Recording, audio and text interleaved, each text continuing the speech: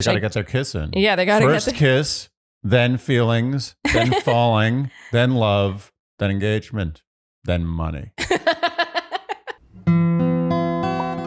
Dear Shandy. Welcome back to Dear Shandy, listeners. Hello, Andy. Hello. How are you today? Doing okay. It's a big day. It is. It feels like it's been forever since we've had a Bachelor season. And I've never recapped a Bachelor season. Yes. How do you find it so far? Easier, harder than The Bachelorette? I will say this. It was very easy to make fun of guys. Yeah. But I have a funny feeling I'm going to have to walk a fine line here. Yeah. We realized this pretty quickly watching this last night. Yeah. But I think you'll be okay because you got me in your corner.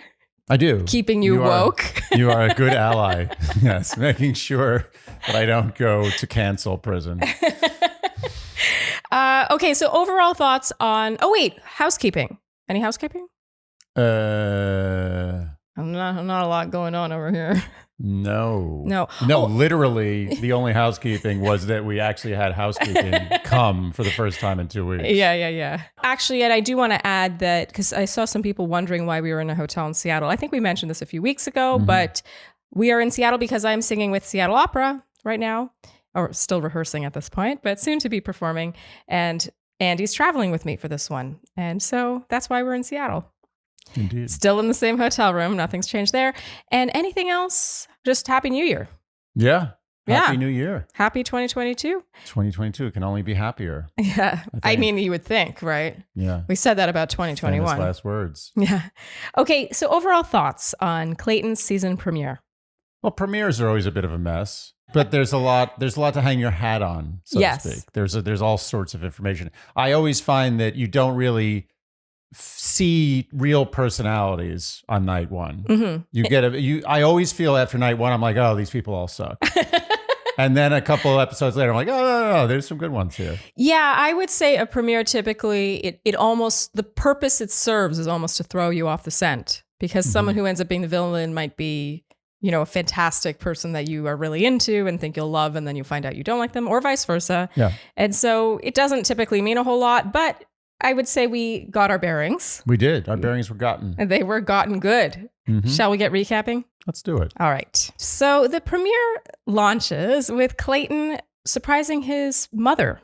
Mm-hmm. He's filming himself. Someone else is filming him. Yeah. And he says he has exciting news to share with his family. And Andy, you said, is he gay too?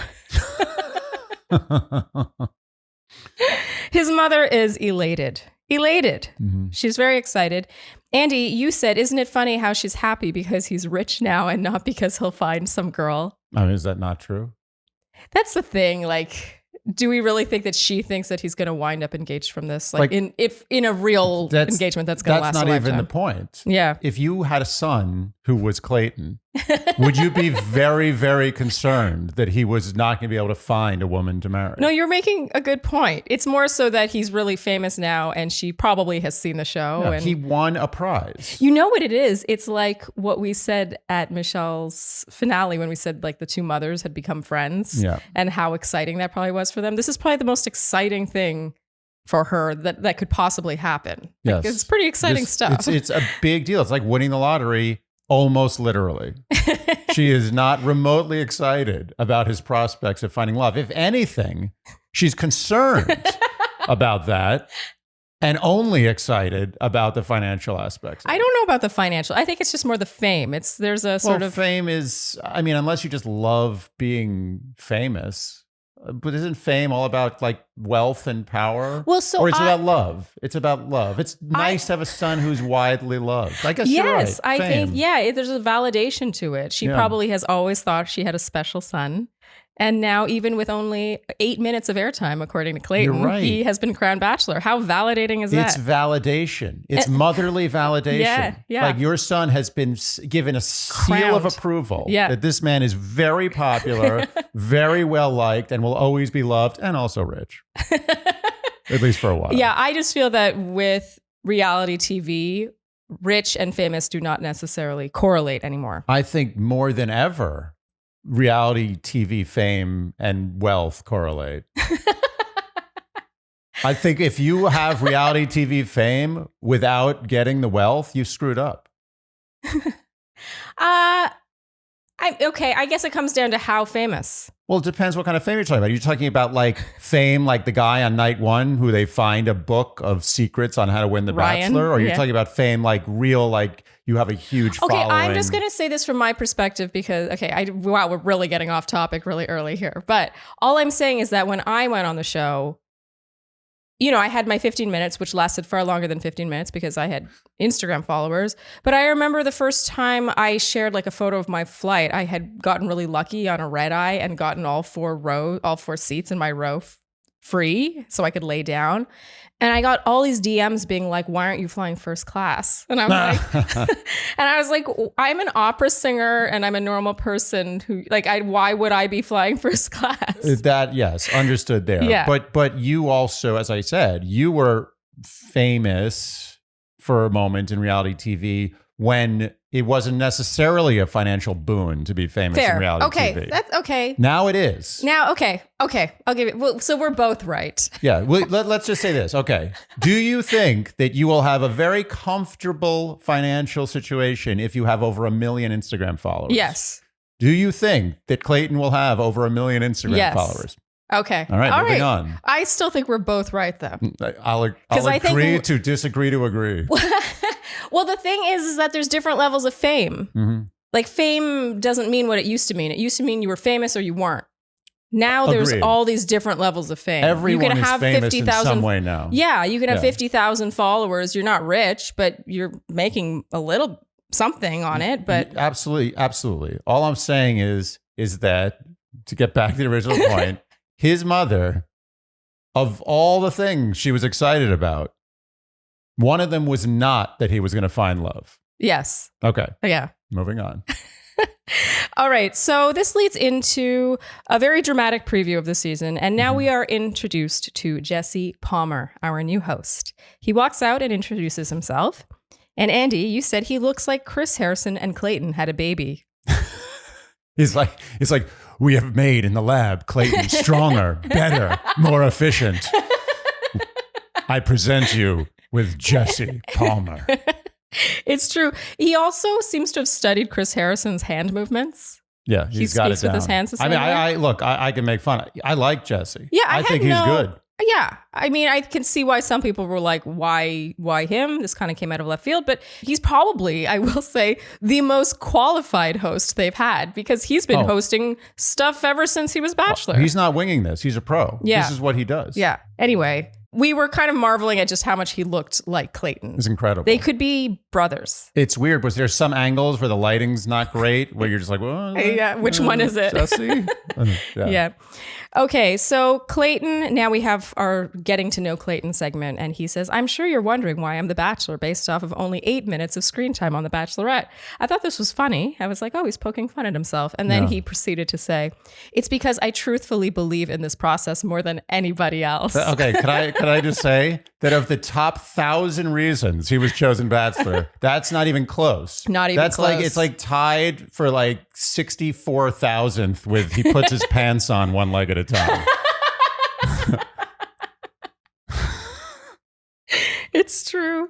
Yeah, we really liked this. Okay, the emphasis is really on how humbled Clayton is. Yeah. In general, he is a huge celebrity in his hometown of Eureka, Missouri. I mean, I would assume that he's now the biggest celebrity in the history of Eureka, Missouri. Probably. But maybe in the 1800s, there was like an amazing like gold digger, like a literal gold digger. But in the last 100 years, I give it to him. We see him saying things like, I don't deserve any of this when people are screaming for him. Mm-hmm. And we see some shots of his football days. And now, of course, we get the usual recap from his time with Michelle, especially the part with the kids and their letters to him. Loves kids. It got us thinking. We, of course, paused and had a tangent between us. Which we do. Because the focus is so much on him wanting kids. He wants kids. He wants to get married so he can have kids. Yeah. And it got us thinking, what would happen if a bachelor was like, I really want to get married and not have kids? No, it's a great point. It's a great point. It feels like the woman he chooses, if he so chooses, is going to be no more than a vessel for his murderous desire to have kids. We've seen it a million times. Just like his legitimacy in being a good bachelor or a good husband is the fact that he really wants kids. It's like the fact that he wants to be a father. I don't know. I just feel like it's getting a little dated to me. Yeah. I don't think everyone needs to have to want kids to be. I agree. I think The Bachelor or Et should be a love story. It should be about love. Yes. And if kids follow, great. Mm-hmm. But let's focus on the love first. Yeah. And looking back all the way to Katie's season, I did love that. And night one, she was like, yeah, I think maybe, I'm not sure. And that was a big deal. Well, I always found, especially in dating, and this has nothing to do with my opinion of kids or having kids. I found it very unpleasant when I felt like kids were the priority over the romance. I felt it very contrived. Like if someone's like, I really want kids, and I felt like I was being looked at as just a vehicle for those kids. We sound like people who don't have kids. We do, but it's not. That's why I wanted to preface it with it has nothing to do with that. Yeah, it just got me thinking because it felt like what he was really looking for was a family more so than I'm looking for a woman who brings out this in me and who is like this and balances me like this, compliments me like this, that kind of thing. But yeah, because the way he's couching it, you could make the show like it could take place in like the 1600s, where he's just like, how good is this woman with plow? Anyway, all in all, a very traditional intro, right? It felt like we were going back to the roots of this show. Yeah, very traditional. Okay, so now we have our intro videos. As usual, we won't go through every single one, but we will just cover the notable ones. Not that every woman isn't notable in her own way, but we're going to talk about the ones that we think are of interest. There were a surprising number of front runners with intro videos.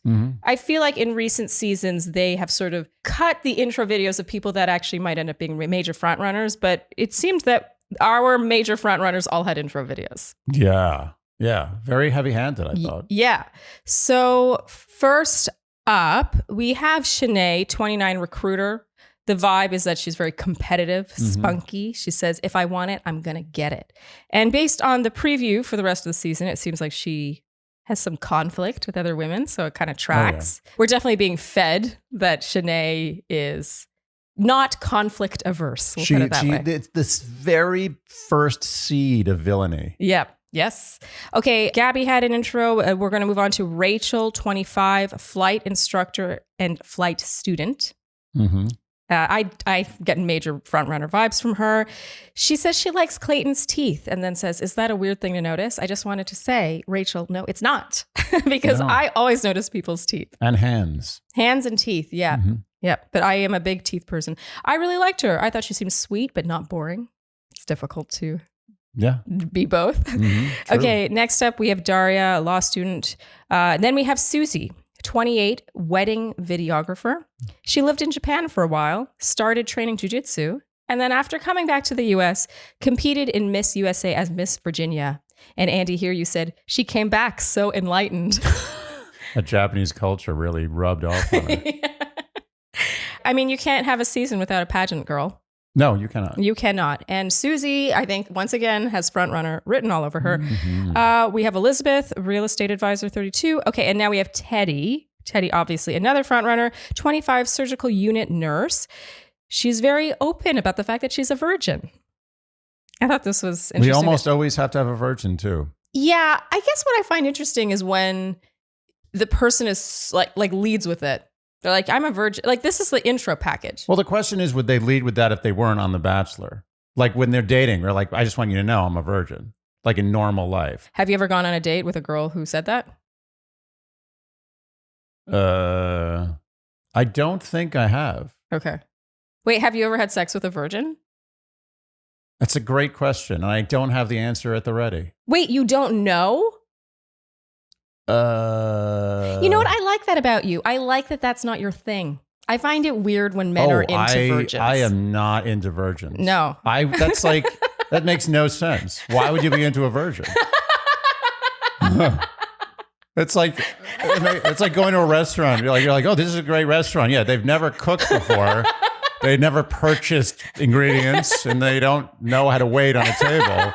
But I've heard good things. I think they're going to know how to do they're going to know. They're just going to know. There's going to be a specialness to it, to them not knowing. Yeah, it's a good team. She says she made the decision to wait until marriage at a young age. And she says, in retrospect, too young. And she's more open-minded now, but is waiting to be in love. Mm-hmm. It's just, again, it always gets me when people are so open. Like, to me, that's just really personal. Yeah. But what do I know? In a way, you could also argue that it's cool that she's like, I was too young when I made that decision. That shows some self-reflection. Sure. And growth and all that stuff. Sure. The jury's out on Teddy. Yeah. But, you know, the whole virgin thing is obviously played up by the Bachelor franchise. Maybe it's not her doing. Maybe it's not her choice to be virgin forward. Yeah, that's true. That's been put upon her. No, it's true. It's maybe she said it briefly in a 1 hour long ITM. Yeah. You know, and that was what they put forward, like you said. In general, Teddy seems very self-assured. I like Teddy. Yeah, I like her too. Yeah. Mature for 25. She has the down-to-earth points for me. Yeah, I was very into her. And I was happy to see that she turned out to be a front runner in this episode. So at the start of every new year, I think is when we start thinking of our finances and taxes. And I know I've been busy making spreadsheets. And it's always a time when you realize how much money you're bleeding on subscriptions that you don't use. Billions of dollars. A year, in America, right? Yeah. It's a real thing. So Truebill is an app. I'm a big fan of Truebill, actually, because you can link up all your accounts, including your credit card accounts, and then you can identify and stop paying for subscriptions that you either no longer use or maybe, in my case, forgot about. In your case, in everybody's case. Yeah. Who hasn't forgotten about a subscription? Who has not forgotten? May you stand up. And on average, people save $720 a year with Truebill. That's kind of insane. It's messed up. What else do you save $720 a year with? I honestly can't think of anything. It's crazy. Let's be honest. Those companies want you to forget. Of course, it's the game. Yeah. I would bet most of the money they make is from people who forgot about their subscriptions. It's their whole business model. Don't fall for subscription scams. Start canceling today at truebill.com/Shandy. Go right now to truebill.com/Shandy. It could save you thousands of dollars a year. That's truebill.com/Shandy. How are your New Year's resolutions going, Andy? Skincare wise? Is that what you're getting at? I love how you cut to the chase. I do think that skincare regimens and upping those skincare regimens could and should be on people's New Year's resolutions lists.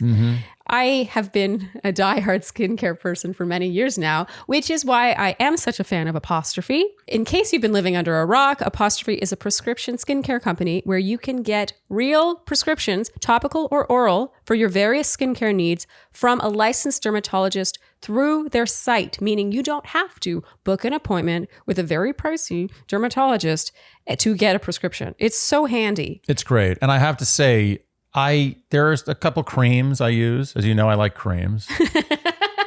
And big fan.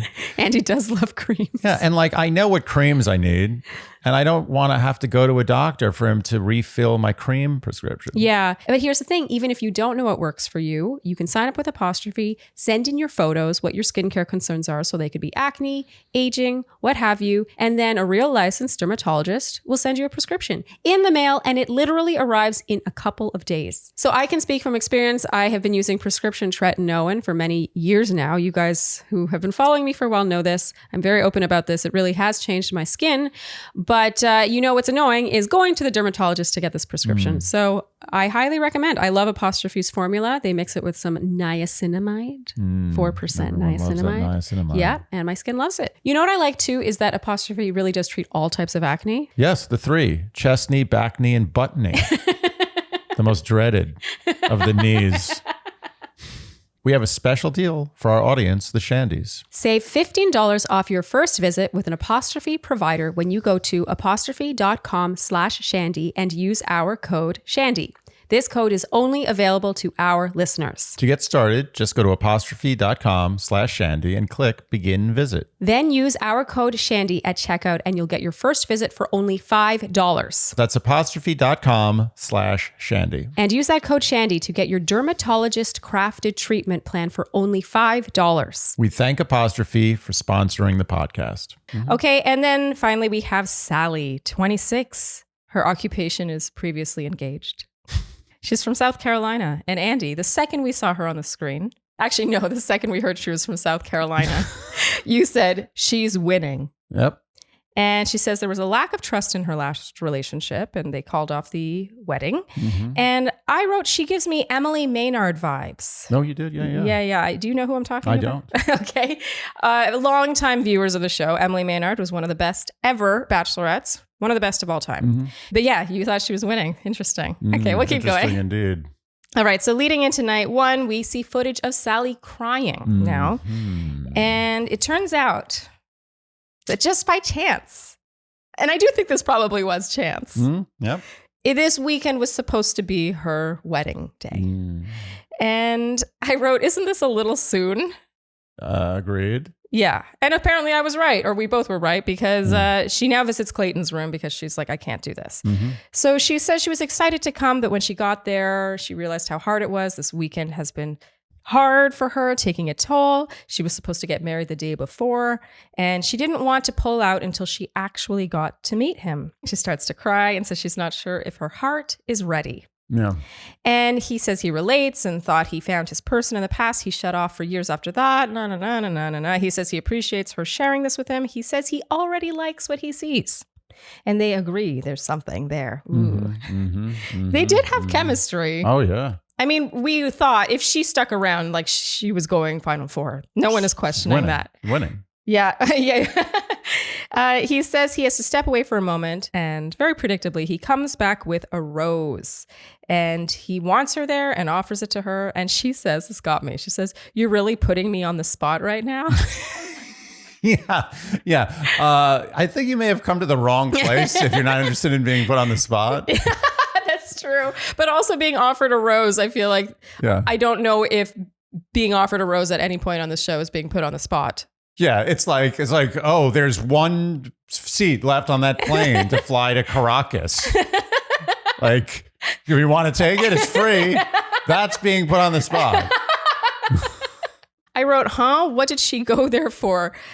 I get, we always have to remember that the puppeteers are in the wings. Yeah. Do we think that Salley found her way to his room so conveniently and just hours before the limo exits? I mean, obviously not.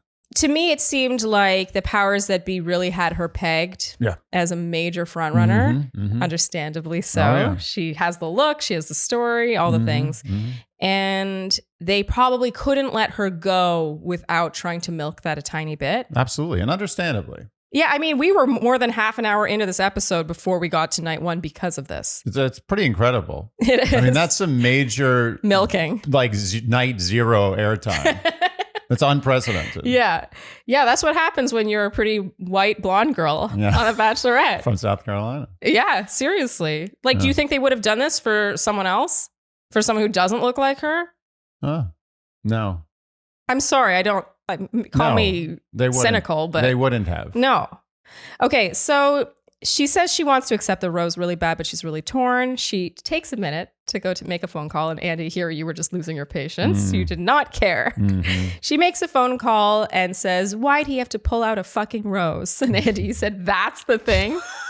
The rose." That's what did it. She returns and says she wants to accept the rose, but cannot.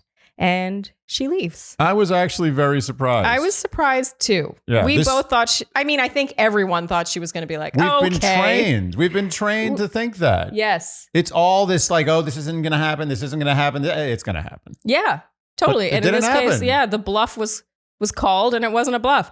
Unless this is a slow play. Big caveat here. Yeah.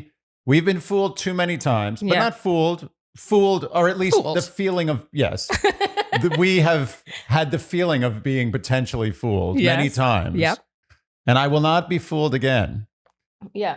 I say that there is a very good chance that she comes that back. she makes another appearance. Yeah, for me, I felt she was for sure coming back to the point where I was going to put her in my predictions until the preview for the season came and we didn't see any shot of like, oh, she's back? Who's this? Like that kind of thing. Yeah. Because I just think know. that's such an automatic, it's like it is the formula. That is what they do. Even if someone really doesn't come back, you know what I mean? They suggest people come back even when they don't really. No, but maybe they're holding on to this one. Maybe this is the first time. They're like, you know what? Let's think of another curveball. You could tell that the franchise is trying to get shake new things curveballs in there. Yeah, that's true. There's a new pitch in their arsenal. They're like, you know what? We're going to cut the previews so you never see her. There's no hint of her. And then boom, she's going to drop in night 5. I would love for you to be right, but I am doubtful. And just so I'm not being a lot of I told you so's out there, I am not confident in this. Okay. I just think it's a realistic possibility. Yeah. The thing I have a hard time letting go is just how perfect for this show she is. Yeah. You could not paint a more perfect potential winner, potential runner-up, potential bachelorette than Salley. Yeah. I almost feel like they have a team of like operatives working on her, like just like convincing no. her to come back. Let me explain to you why you should come back. Have you ever heard of Instagram? Watch my finger. Yeah, exactly. Instagram. Anyway, it seems she's gone for good. Yeah, she's gone. And we question that. She's gone for potentially good. Yeah, we both feel that there's a 20% chance she'll come back. Yeah, 20 is about right. Yeah, mine was decreased to 10 when we didn't see any preview. Mm-hmm, mm-hmm. Okay, so Clayton says that was tough because the first rose he gave out was rejected. Yeah. But the emphasis, of course, here is on how it's a two-way street and he still needs to earn the hearts of these women. Yes. And now, Andy, you said, okay, never mind, it's Susie. Okay, we'll get to that. Okay, Clayton arrives at the mansion now and is greeted by our host. They, once again, look like they could be brothers, and it's a little weird. Jesse asks him about Salley, and Clayton gives the very predictable, safe answer that her heart just wasn't ready. And now we have our limo exits. Okay, so I don't think anyone needs us to go through every single limo exit that happened here. But before we get to our limo exit wins and fails, Andy, you were distracted by something that I feel like you haven't really noticed on Bachelorette seasons. Yeah, so after they've had their little greeting after the limo exit, it's okay, I'm really excited about this. Okay, bye-bye. And they start walking to the mansion. There's this very distinct turn and stare. And I mean, I get it. You know, you want to see what you're dealing with. But is that specifically made so that they can look at their ass? Or is that like some form of gentlemanliness, like turning around with your hands clasped to watch the woman? Like, is it like a form of making sure a woman gets home safe?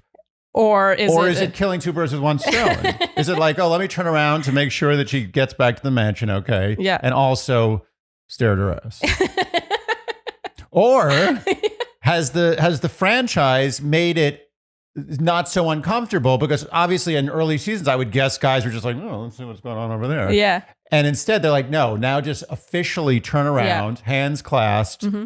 And it seems like it's like sort of a decorum thing. Yes. Yeah. No, you're right. It does seem like a decorum thing, but it also seems like they're checking out their asses. Oh, there's no question. They're overtly checking out their asses. Yeah. My question is just, has that been dictated to them? Like, well, I know you want to check out her ass, but let's make it look like it's in some way some weird Southern gentleman don't sneak thing. It. Basically, make it so obvious that it seems like it could be a decorum thing. Yeah, it's like, okay, I got to make sure she's getting up the steps and she's into the door. Okay, she's safe. Okay, I can go on now. It's a nice ass, too.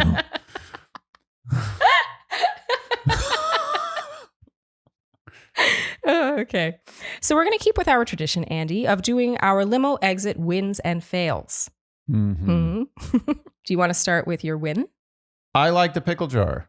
It's funny. It's cute. Okay, so you liked Haley, who came out and said that she is self-sufficient, but she does need help once in a while. And she pulled out a pickle jar and asked him to open it. That was cute. It spoke to you, I guess, as a man, as a straight man. Yeah. It was cute. Isn't that interesting? So that made no impression on me whatsoever. But watching with you as a straight man, you found that incredibly endearing. It was incredibly endearing. Yeah, it's and so interesting. It wasn't funny. Like I wasn't like, ha, ha, ha. And it wasn't like super crafty. Yeah. But it was a sweet, endearing gesture. It is funny. And men really love to be asked to open things. They feel very mighty. I mean, I think at some point, my only use for you will be to open jars.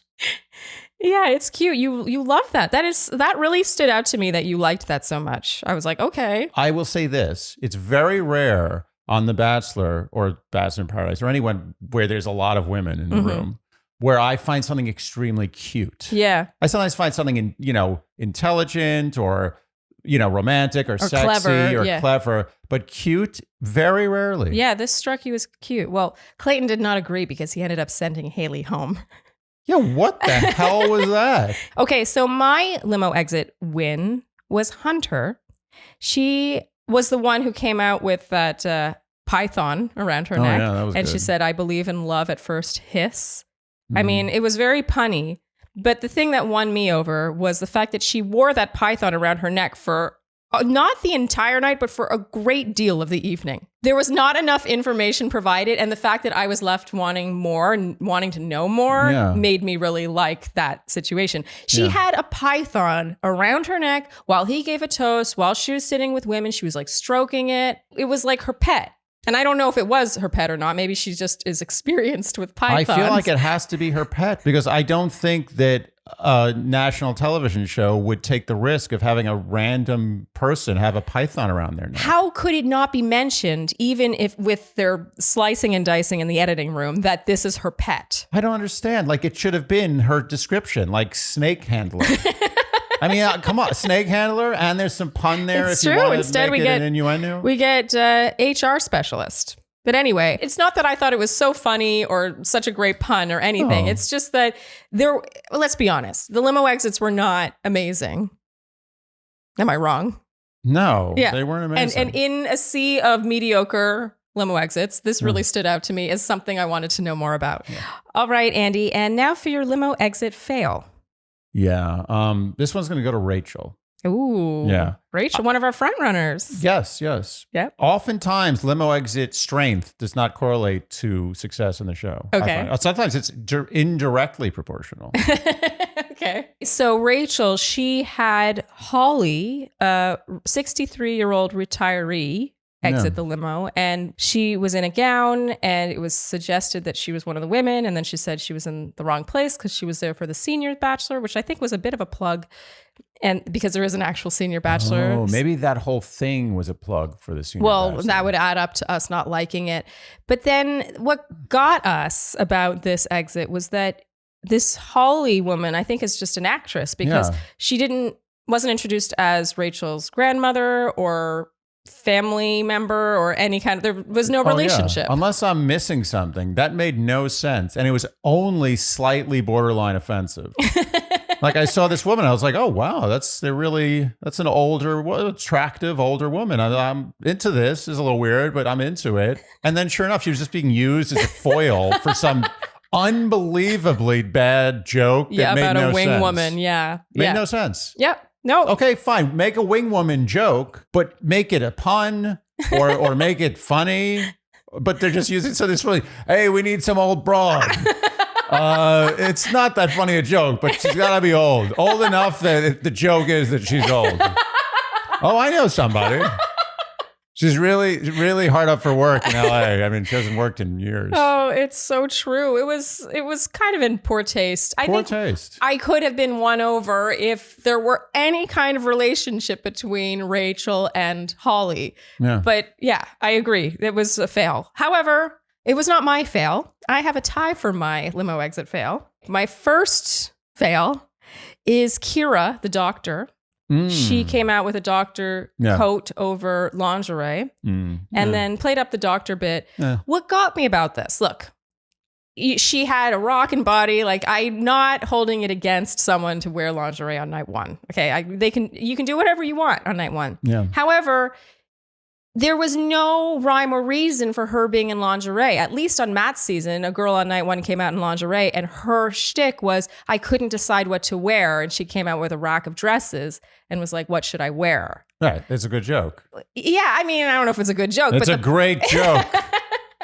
The point being, at least there was some kind of bare bones reason for her to be wearing lingerie. Meanwhile, in Kira's case, she was just... It's Halloween. She was a sexy doctor on Halloween. Yeah. Like, what are you? I'm a sexy doctor. Oh, wow. That's the first time that's ever been done. Ever.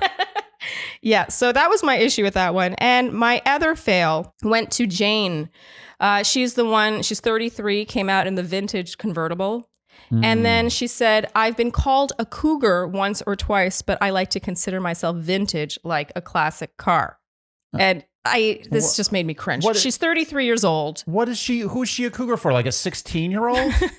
How is that a cougar? You know, the reason I didn't like it was because I liked her and I thought she was better than this exit. I don't think that as a woman on this show, already a show that leans sexist in many ways, I just don't want to feed that beast. And how do you think Holly feels sitting there listening to some woman who's 30 years younger than her call herself a cougar? Totally. I just felt like I liked Jane and I would have liked to have seen more of her. I love that she was 33. In general, I appreciated that there were a total of 8 women on this night one that were 30 or older. I know that doesn't sound like a lot, but on my season, there were 2. So, oh, really? Yeah. Wow. There were 2 women who were 32, and the rest of us were 29 or younger. Oh, you were an elderly 29. Me? Well, you were 29. That was old for that season. Yeah. Anyway, my point being, I think she sold herself short with this limo exit. I didn't like it. So Jesse asks Clayton if he thinks he's met his wife, and Clayton, being the very obedient lead that he is, says, I think she's in there. Of course she's in there. Of course. Clayton enters the mansion and gives a speech. He emphasizes how nervous he is. And he's just a guy from a small town. They're really playing this up. Yeah. And he's so humbled and can't wait to get to know each of them.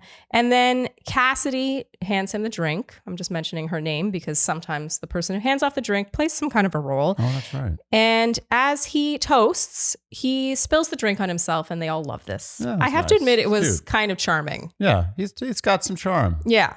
There's the small town, oh, what am I doing here thing? Yeah, kind of works around. on him. Yeah, it works. So now we have one-on-one time. First one-on-one time is Susie. I like how she asked how he's doing. She was asking him questions. And not just like, how are you doing? She was like, how are you doing with all this? Like, how is this affecting you? It's a great question. Yes, it is a great question. And as they chat, she reveals that she lives her life out of the comfort zone and needs to be reeled in sometimes. Highway out of the comfort zone. Exactly. And in her ITM afterwards, she says that they're very different, but that's a good thing. She says, I need someone who's different than I. Andy has some beef with the me's and the I's, the mixed up me's and I's. Well, the thing that I have a beef with is not that that's obviously incorrect grammar. Yeah. It's that the person is saying it to be like, look at me. I know how to say. For some reason, the I and me in school at some point, everyone resonated with that. They were like, oh, I'm going to learn how to say I instead of me when I'm supposed to say me. Somehow that's the most important thing you learn in school. Yeah, it's true. And now people, having learned that, always do it wrong. Yeah, it's like they think that they're being correct. They go too far. What was it about that resonated so hard? There was one day in class where everyone in America was told, and everyone's taught this. Yeah, never say me. Like, it's you and I. Yeah. Not you and me. And they're like, got it. In general, Susie gives me Hannah Brown vibes. And I swear that's not just because she is a pageant queen. But that could be a part of it. It could be a part of it, but she just has a sort of Hannah Brown something to her. We now get one-on-one time with Elizabeth. She shows him a photo of her great-grandfather taken in 1930 and has him hold on to that photo. I always wonder if the lead is like, please don't give that to me. Yeah. She I don't want like, the pressure. Like she's like kicked off night 3 and she's like, can I have that photo that I gave you? He's like, I'd ask the handler. I don't know. Somewhere in my I don't know. I just don't know. I wonder if there is someone that he hands this stuff off to. I'm sure there is. There's like a handler of old artifacts. That's like his whole job. He's just waiting. He's like, I knew this day would come. I've been waiting. Okay, now we have one-on-one time with Teddy. Mm-hmm. She tells the story of how she had hoped that Clayton would become Bachelor. And he says there is something about her. There is. And they establish that there's good chemistry. They spend most of their conversation talking about their connection. Mm-hmm. And he goes in for a kiss. A kiss he wants. Oh, you don't think she wanted it? No, but sometimes there's like the lady is leading the charge for the that's kiss. true. That's a good point because most of the other kisses we saw this evening, and there were lady a lot led. of them. You're right. We're lady-led. Possibly because they saw this kiss and they felt like a fire under their ass. Mm-hmm. They got to get their kiss in. Yeah, they got to get first kiss, then feelings, then falling, then love, then engagement, then money. You can't skip a step. It always strikes me a little strange when this happens so quickly. I mean, these conversations are not long. I have to emphasize this. My first conversation with Juan Pablo on night one was at most 15 minutes. No, that's at most. Yeah, that sounds right. Yeah, I would say 10 to 15 minutes. Yeah. And so it's just funny to me when it's like, it's just not my thing, I guess. For me, a kiss is only as hot as the rapport that you have established. Yeah, agreed. And you want to savor that. It's such a rare and fleeting moment to be able to have that first kiss. And for me, on the night we met, we talked for like 5 hours. Yeah. And then we shared a cab home where you leaned in for a kiss and then you were like, no, I'm going to wait because this cab is stinky. Yeah. If anyone saw our How We Met episode. And then on our first date, it was like after brunch, it was many hours. I would say we had been talking for about 8 hours before we had our first kiss. I'm not saying that's how one should do it. No. All I'm saying is that it seems like amateur. It seems young to me to do this. Well, in my days of bachelordom, if I went in for the kiss real fast, I was doing that because I wanted to sleep with that girl that night. And that was it. Okay, well, that's very revealing information. Yeah. I think I appreciate the honesty. My pleasure. No, I think you're making a good point, actually. Mm-hmm. Maybe we're just coming at this from, we're older than Teddy or Clayton or a lot of these people. And I wonder if just as you get older, you learn to savor these early stages more. Yep. I don't know. Yep. What do you think? Good point. I mean, I think that they're young. They're young people and they're on TV. Yeah. It's like, I like your face. I want to put my mouth on it now. Yeah. It feels very animalistic. Yes. In a not very sexy way. Generally animalistic, you interpret as sexy. It's like animals. It's like this animalistic urge, but this is like animals. It's like eating like crumbs out under a table at a restaurant. There's nothing sensuous about it. No, you're right. It's so funny you say that because I did not find this kiss as hot as I wanted it to feel, considering they both seemed so into it. I was like, well, I feel kind of shortchanged. Like, what led to this kiss? Well, I feel, and for better or worse, I feel an early kiss is a cheap kiss. Yes. It's cheap. It is a cheap kiss. Yeah. It's like cotton candy. I don't want to judge people's kissing, but listen, it does feel cheap. Look, I'm just saying, an early kiss is based on, I want something physical. Mm-hmm. A later kiss is based on usually, I want something more than physical. Yeah. There's just math. Yeah. You don't wait 3 dates to kiss a girl who you just want to have sex with. Yeah. Unless you have absolutely the worst game in the world. You're making good points all around. Anyway, in general, Teddy reminds me a bit of Serena Pitt in her general confidence and game. Mm-hmm. You know, she had a sort of like ease with him. Like she was able to joke around with him. Very Serena P. Yeah. Very like rolled with the punches, kind of challenged him a bit, was very like flirty. It was obvious that it was like a yes, but it was also bantery. In general, I wrote, it doesn't feel like he's the one in power in between the two of them. Yeah. And that's always a powerful thing. Mm-hmm. How'd you sleep last night, Sharleen? I slept like a baby. Thank you for asking. I feel like my sleeping game has changed since we came across Feels. I agree. And you guys have heard us talk about Feels before. It's not our first rodeo talking about Feels. Feels is premium CBD delivered directly to your door. And I'm a big fan. Yeah. You say it centers you. It does. It gives me a calmness, a clarity. A clarity. Yeah, I feel more one with the universe. And meanwhile, with me, I have never been a good sleeper, honestly, but I do feel that it helps me with a tiny bit of the anxiety, like my mind sort of running at night. It kind of just calms me that little bit that I need to fall asleep and then stay asleep. Yeah, and you are like a watchdog. I know it's not a talent that I wish I possessed. I wish that I could just fall asleep and stay asleep without any help whatsoever, but that's not me, and that's where Feels comes in. Yeah. And I do like their focus on dosage because for me, I for years didn't really get the deal with CBD because I was like, it doesn't do anything for me. But for me, it was about finding my right dosage. Oh, yeah, it's so important. So start feeling better with Feels. Become a member today by going to feels.com/Shandy and you'll get 40% off. That's 40% off your first 3 months plus free shipping. That's FEALS.com/Shandy to become a member. And get 40% automatically taken off your first 3 months and free shipping. Feels.com/Shandy. Okay, so of course, this kiss is in plain sight of all the other women. And now we get a montage of women getting kisses in one-on-one time. The floodgates are open. Yeah, starting with Kira, the doctor. She goes right in there. Then we have Eliza, who flashes German cards. One of them is Können wir küssen? Ooh, very nice. Thank you. Okay, now Jesse drops off the first impression rose and cue the women looking nervous and feeling like they need to kick it into high gear, according to Lindsay D. Yep. Okay, so now we have a montage of one-on-one time. Melina with her moon boots, Hunter with her python, Cassidy with her mini car race. They also make out, by the way. And now one-on-one time with Claire.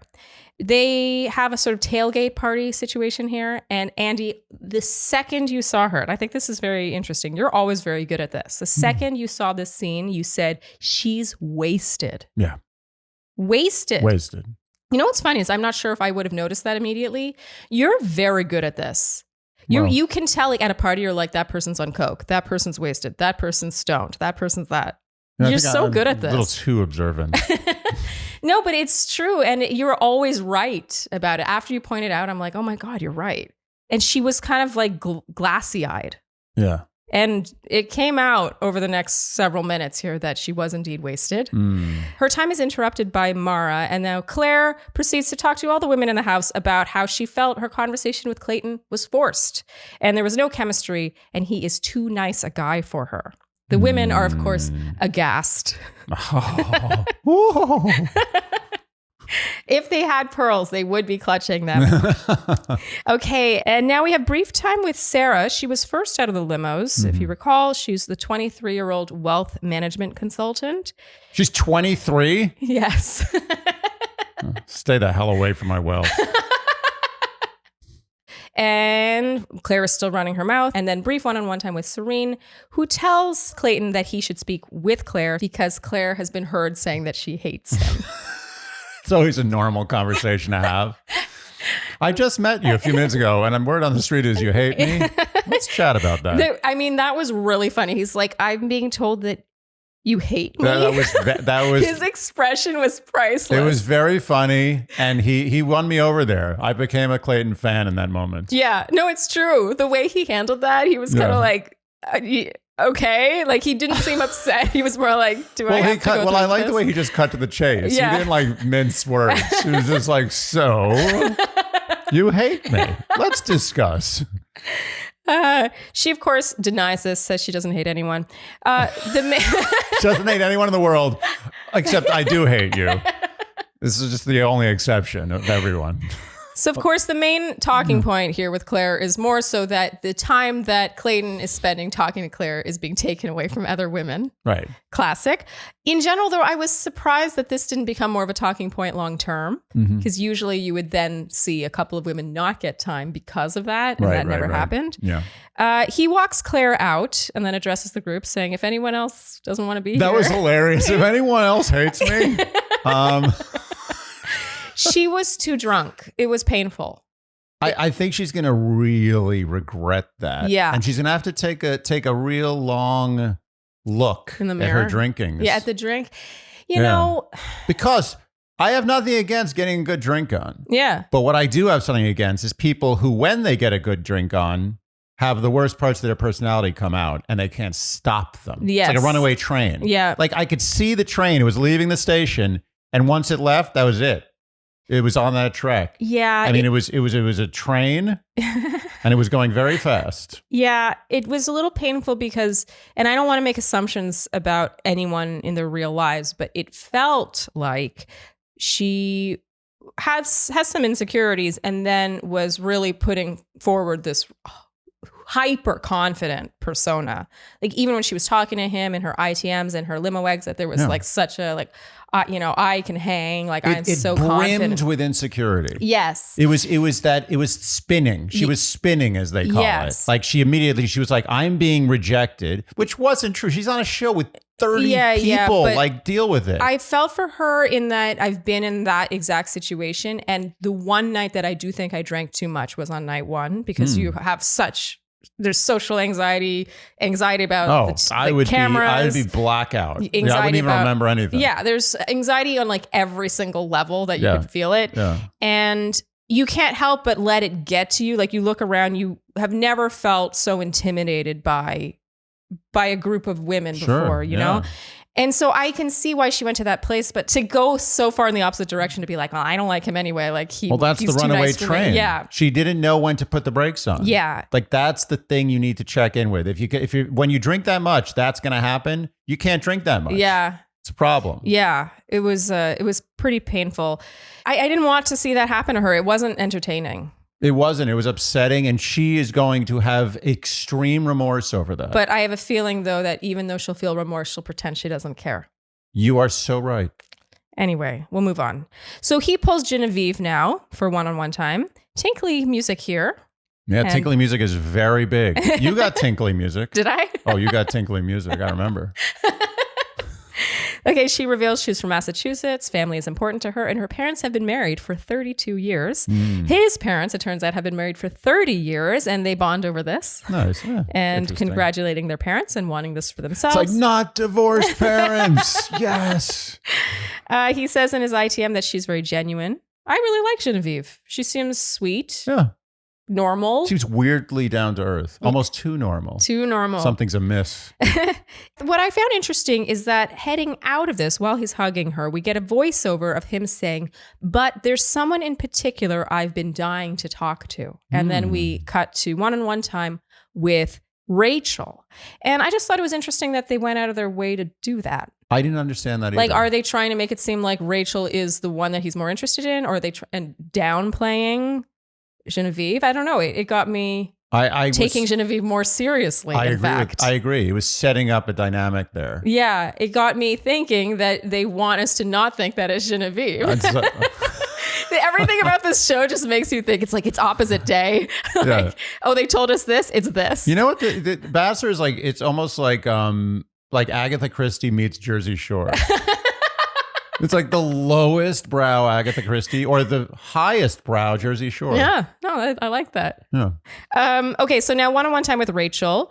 She says she's always liked aviation and travel. That's why she is a pilot, a recent pilot. Yeah. And they have cute banter, very flirty. I liked these two together. Yeah. He is joking about getting the hookup with frequent flyer miles, and they want to jump out of a plane together. And I wrote, I predict they jump out of a plane together. I'm with you. And there's a makeout here. To me, this makeout felt like there was a decent amount of buildup, at least as much as there can be in 10, 15 minutes. It seemed mutual. Yes, it did seem mutual. And yeah, Rachel, definite front runner. And then he goes to grab the first impression rose and leaves the room that Rachel is in and goes to the other room where Genevieve and Teddy are, and pulls Teddy. Yep. And he says that from the moment she got out of the limo, he hasn't been able to stop thinking about her. Pretty powerful. And he gives her the rose and they make out. Okay. Are you surprised by that, Andy? No. I would have been surprised if she didn't get it. Okay. Yeah. So you like Teddy? It doesn't matter whether I like Teddy. I believe that Clayton likes Teddy. Yeah. And he's not afraid to make that very clear. Like he's like... No. He tells her that. He's not afraid to be like, Teddy's my favorite. I got to say something. Clayton, not a good poker face. Clayton tells you what he likes and tells you what he doesn't like. I like that. Yeah. Yeah. Me too. It's fun to watch a lead with a bad poker face. It is. Yeah. Okay, so now we have a rose ceremony. Once again, I don't think anyone wants me to go through every single person that got a rose, but going home. So Claire already left. Salley already left. Going home at this rose ceremony are Daria, Haley, Ivana, Jane, Lindsay D, Rihanna, and Samantha. Jesse Palmer comes in. This is the one moment where I think we saw a bit of Jesse Palmer's nerves because he says, "Ladies, I'm sorry, but if you not receive a rose night." He's like, I've been waiting for this moment for 10 years. I can do it. I screwed it up. I'll put it this way. If we didn't know exactly what he was saying verbatim because we've heard it so many times over the years, would we have really understood what he said here? Oh, yeah. It's like those restaurants that are named without vowels or any brand name. It's like watermelon water. You know? Like, you know what it is. Just because you don't need the vowels. Yes. But it's still ridiculous. Watermelon water always gets me. Yeah, although I hate to admit it, I really do like watermelon water. Oh, watermelon water is the best water that I've ever had. Everything, my cheeks hurt this morning. Oh, that's cute. Okay, so now the women say their goodbyes. And I thought it was kind of sweet how there was... they really focused on these friendships that were formed over this one night. There are ITMs of women saying that it's bittersweet because they feel sad to see the faces of some of the women leaving. It's very heavy on the sweet, light on the bitter. Yeah. It's mainly it's like a dessert that has like just one drop of bitters in it. Mostly sweet. Yeah, it's like a delicious giant frosted cake, and they're like bitter. They show a few loving toasts between the women. I thought this was interesting. They didn't used to do this.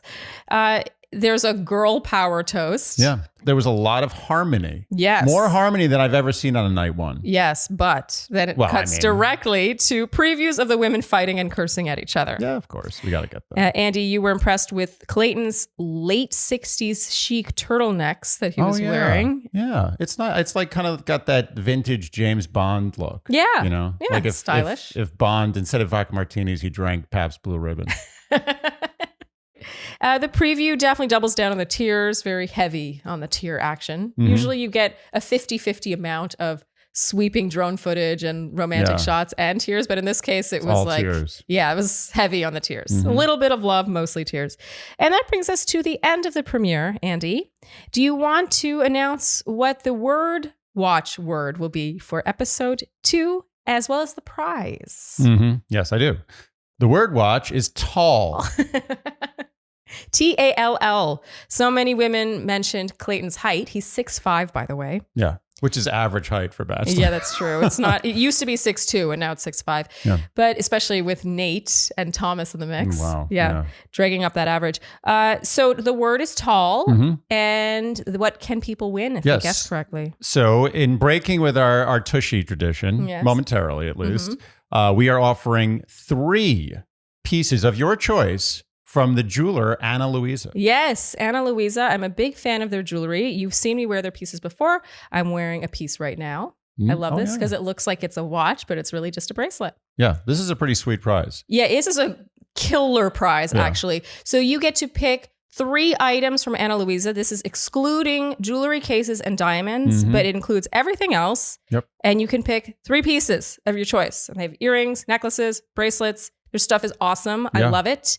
And this is a killer prize. Yeah. Yeah. We're starting off 2022 strong with this prize. Yeah. And in case you are newer around here and don't know what we're talking about with the Shandy Word Watch, you can play along by guessing either by commenting below this video or on the Instagram post for this recap, your guess for the number of times you think the word tall will be uttered in episode 2. And you must submit your guess by Friday at midnight. No exceptions. If you submit your guess late, you will not be entered. I'm sorry, but it's true. Yes, we're very strict. Very strict. At Dear Shandy. And, you have to use the numeral. So don't write out 6. You just use a 6. And anything else? I think that's it. That's it. Yeah. And if you guess correctly, oh yeah, there's more to this. Okay. If you guess, it's been a minute, 2 weeks off. I suddenly forgot how this works. Yeah. Okay. Out of practice. Yeah. If you guess correctly, you will be entered into a draw and one name will be randomly selected and that person will win the grand prize of 3 pieces from Ana Luisa Jewelry. All right. Moving on to our predictions, Andy. Always love a night one prediction situation. So who do you have in your top spot? Susie. You think Susie is winning? Yes. And can you explain why? Does it need an explanation? I mean, Susie is definitely a front runner. There's no doubt about that. She had an intro video, full limo exit and conversation shown, one-on-one time shown. More importantly, I think she's got it. We all know what we're talking about here. She has that it factor, that front runner factor. And also, I think that, okay, look, obviously she looks the part. She seems like she can act the part. And Clayton seems like the kind of guy who would buy that part that she has. But to her credit, I think that the thing that's going to put her over the edge or over the fence or into the pool or to the place she needs to go is what she gathered from her trip to Japan. I of all the places I've been in my life, nothing is compared to Japan. Yeah, it's an culturally, amazing country. Visually, it's food. Yeah, it's just incredible. Yeah, and I think if I spent 8 days there, 10 days there with you. If I spent 6 years in Japan, I would come back. She spent 6 years there? Did I just make that up? I think so. But she spent a while there. She spent many months, if not years. Yeah, I think it was years. Okay. Yeah, Maybe I think it was years too. I just don't remember. I think it's impossible for you not to come back more full. Yeah. Oh, 100%. And I think that that's going to be that extra little sauce that So the question is, so I don't disagree with that. I think that she will innately or does innately have a cultured element to her that you just have from having lived in another country and have, especially a country where they don't speak English as much. But it'll come down, I guess, to whether or not Clayton recognizes and values that. I think that you are selling Clayton short. Oh, no, I'm not doubting it. I'm just saying that that's what it will come down to. If you're selling that as being the thing that will tip her over, you know. Okay, so you have her in first. Okay, Susie in first. In my first spot, I have Rachel. The winner of your limo exit fail. So Rachel, for me, had a lot of winner edit things going on here. She had her full exit shown, even if you hated it. She had very solid one-on-one time shown. And honestly, it's a toss-up for me between Teddy and her based on the previews. They both had winner preview edits, meaning that they were almost non-existent. Did you notice that? I did notice that. Yeah. Yeah. So they, you saw maybe a shot of kissing and walking hand in hand and looking happy. But in general, it was really heavy on Shanae, on Serene, and a little bit on Susie. And I think Susie will make Final Four for sure. But I think that this is going to be between Teddy and Rachel. It's really firm in your opinions. But to be honest, that's almost interchangeable. I was really struggling on who to put in the first spot, but I just feel like Teddy, historically, Bachelors are not great at picking their winner with their first impression rose. And that is literally the only reason why I put Teddy in the second spot. That is hilarious. Amazing, because that's exactly the reason why I also put Teddy in my second spot. So we both have Teddy in our second spot only because Bachelors are really bad at doing this. They're so bad at it. Yeah. That I, against all other evidence, are taking her out of the first spot because of that alone. Yeah. She doesn't deserve it. No. She deserves to be in the first spot. And if this were a Bachelorette season, she would be in the first spot. Yeah. Gun to his head. Right now, Clayton picks Teddy. Yes, absolutely. But she won't win. Okay, Auntie, who do you have in your third spot? Yes, third spot is it's a very big spot. It starts with a G. It starts with a G, and it is in the third spot behind 2 and ahead of 4. And it's the second Genevieve. one. Yeah. Good job. Good job. Thank you. And you have a reason for this? I mean, does there have to be a reason? No. She seems like there's a spark there. Yeah. I don't know. What do Okay, you so want you're from me? basing it on the combination of airtime and one-on-one time. Okay, that's Yeah, fine. Okay, so I have Susie in my third spot. I really think Susie is going to be a big major player in the Bachelor franchise, Yes. but I'm not sure she's going to win. I don't know why I feel that way. I just felt more of a sort of banter between him and each Teddy and Rachel. Yeah. However, I see future Bachelorette written all over Susie. Now that you mention it, I do too. Yeah. She's the kind of person that Mike Fleiss puts a pin in. Oh, yeah. And is like, we're circling back to that. Like, you don't see a girl like Susie coming on the show and getting out of there without at least being offered Bachelorette. Agreed. Yeah. Okay, so next up in the fourth spot, Andy, you have... I have Rachel. Yes. And in my fourth spot, I have Genevieve. So it's pretty much the same four names, just in different orders. Nice. Okay, Andy, who is your wild card? This is where we get to have fun and take a flyer on someone without using up a prediction slot. Yes. So I thought about making Salley. Yeah, we actually had a full conversation about this where we were like, do we think Sally's coming back? And we both thought about putting Salley in our wild card spot. Yeah. But it seems like a risk. I don't want to waste my wild card on Salley. So I have Sade in my So it's Shanae. I have Shanae, as I said, in my wild card spot. Okay. But I also Sade is phenomenal. Phenomenal. I have her in my number one spot. Yeah, as you should. Always. I'm totally okay. Forever. I'm happy to be second to Sade. Yeah. Okay, so Shanae, can you explain why she's in your wild card spot? I see that she's going to be edited as a villain, but in every other way, she really fits the bill for what I see Clayton going for. Okay. I was struggling between her and Serene, but I'm going to go Who with also seems to have a slight villain thing going a slight villain, yeah. on. According to the previews, which are designed to make us confused, though. Now, the thing about this is so with the wild card, I think I look at it the wrong way. Like I'm thinking she's in fifth place. Okay. Whereas it really should be, what's my 1, 2, 3, 4 wild card for who's going to get first place? Yeah, that's what I do. Yeah. It's kind of I guess it's looking at half full, half empty glass situation. And now that I think about it that way, I may have to make a last minute revision on my wild card. Okay, who do you think it is instead? Mm-hmm. Do you want to reference? This is actually a funny story behind this. While you look, Andy, is getting that printed at the front desk of our hotel was the most mortifying thing Andy's ever done in his life. Yep. I even titled the file because I had to email the front desk this. And I titled the file like something really businesslike. Like it was like symbols. It was like S21. Like, Did you really? Yeah, it was like something that they do like in like a production unit would do. I was like, yes, I'm here for the printout, the business printout. Yeah, Lindsay W. I had my eye on. Okay, yeah, she actually had a lot of airtime. Sarah. Ooh, this is tough. Mm-hmm. I'm gonna go with Lindsay W. Okay. Switching from Shanae to Lindsay W, and that's because you think Shanae's going to be a villain.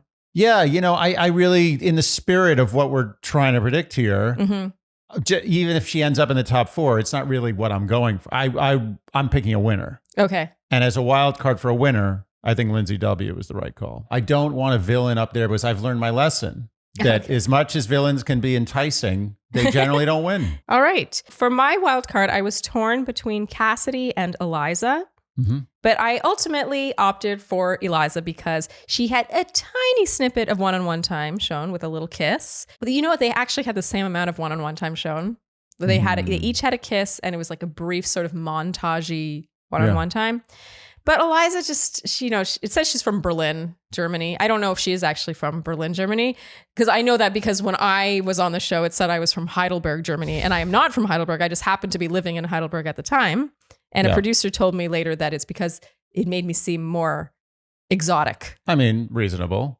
I was miffed. I mean, Canadians tend to be very proud. And I was like, I want it to say Ottawa, Canada on the screen. And they didn't run that past me. Okay, so anyway, Eliza, it says Berlin. She has that sort of, like we said about Susie, there's a sort of culturedness there. Yeah. She just seems very classy, elegant. I fully endorse your wild card. Okay. I wish you the best of luck on that. Thank you. I wish you the best of luck with Lindsay W. Lindsay. I think you're being condescending. I'm not. You think your wild card is far superior to mine. I can tell. I think my wild card is more interesting than yours. I agree. Okay. I'm actually a little jealous of your wild card. I'm being very safe. No, I'm being like, what's her name? The drunk girl. Claire. I'm being Claire about our wild card picks.